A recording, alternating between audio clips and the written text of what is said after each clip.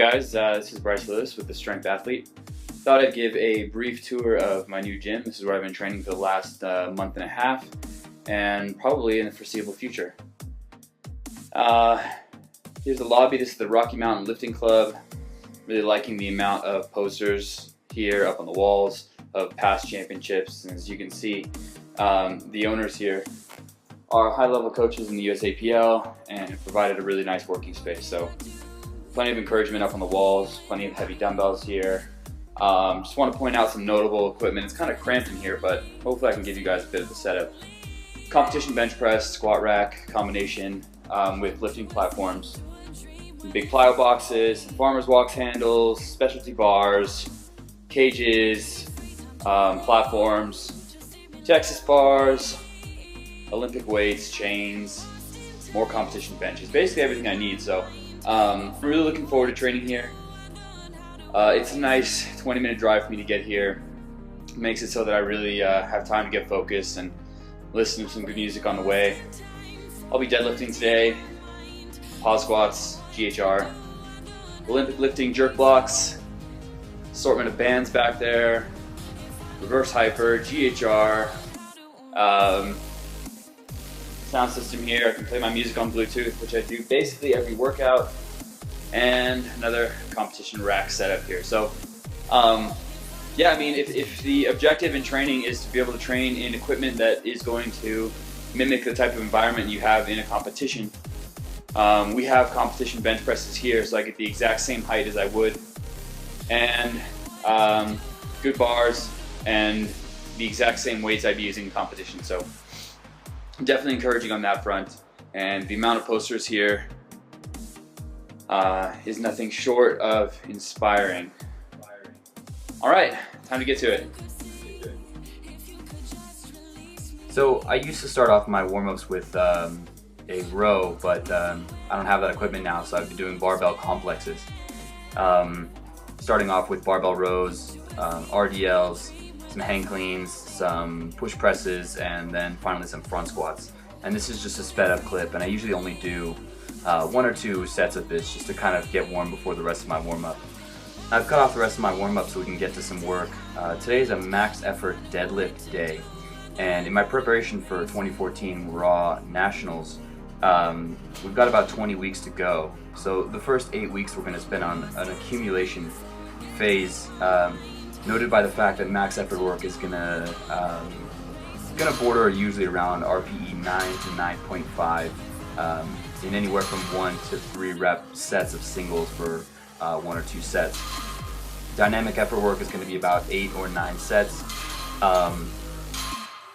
You'll see me kind of messing with the bar here a little bit. I've had some kind of lingering pain underneath my lats in the back, so I'm just trying to spend a little bit of extra time warming up here. Today I'll be working up to a PR triple, actually 630 for 3. Pretty happy with that, even all things considered with my back feeling kind of tweaky. I am dieting right now. I'm dieting down to 204s, hopefully a little bit under, and we're going to try to get that off as fast as possible. So I am 215 right now, so I've got about 10 pounds to go, if not a little bit more, and my macros are 225 protein, 200 carbs, and 65 fat, with 1 refeed day per week at 400 carbs. So we talked a little bit about the deadlift in the last video, so you can see me sporting the Santa's elf outfit here. Yeah, I don't really worry about color coordination or anything like that. I just lift in what's comfortable for me, so this is what I'm rocking. And you know, things are moving pretty well as far as this goes. Along with TSA, actually, I'm just about to hit my goal of about 40 clients, and I think that's where I'll be staying for quite some time. And happy to say that athletes are all extremely well, and it's just humbling and amazing to be coaching. So these are my warm-up singles leading up. This is the last warm-up set at 585 for my triple set. Just putting a few different angles here so we can see what it looks like from the side and from the front. Tiny bit of background in there, not really an issue. That's not really a technical issue, more of just a strength issue of just trying to strengthen that back.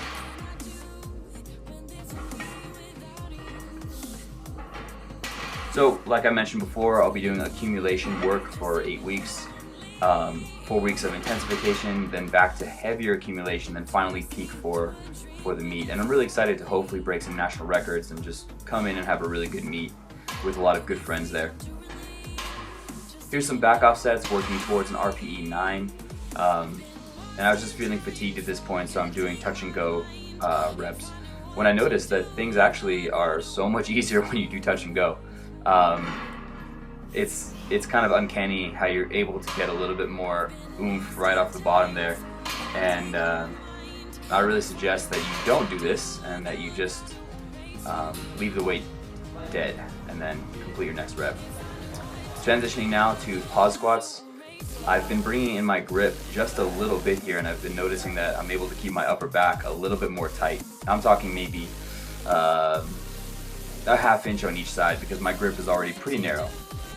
And I'm trying to stay as upright as possible in this and just vary these and keep the pause as strict as possible. So my friend Joaquin is counting for me a full 2 seconds pause down to the bottom before I come up.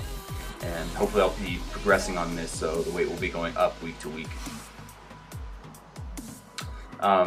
These are really rough, but I suggest that you guys do them to find out what the bottom position of your squat is and get more comfortable in that spot where the squat is obviously the hardest. So it's definitely a great assistance movement and even could be a primary movement as well. So we've got one angle from this side and one angle from the other side, so we can see what the back and hip hinging looks like. And I am wearing an elevated heel shoe. Those are the Romalio 2s.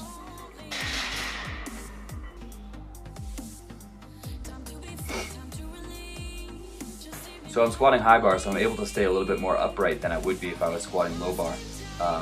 Obviously a low bar squat, my torso would have to be more forward to keep the weight over my center of gravity, but this is where I found that I'm most comfortable.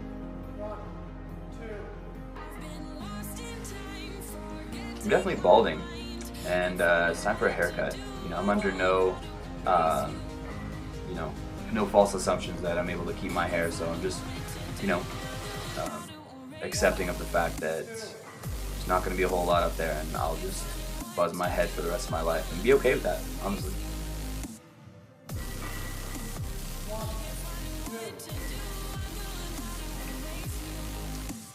Friend recently tried the SBDs, and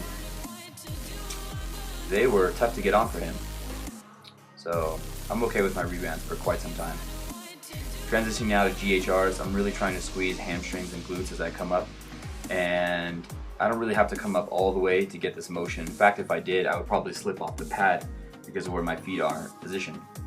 But this is just my last set here, and I will be going up in weight on these as well. So I'm going to show you guys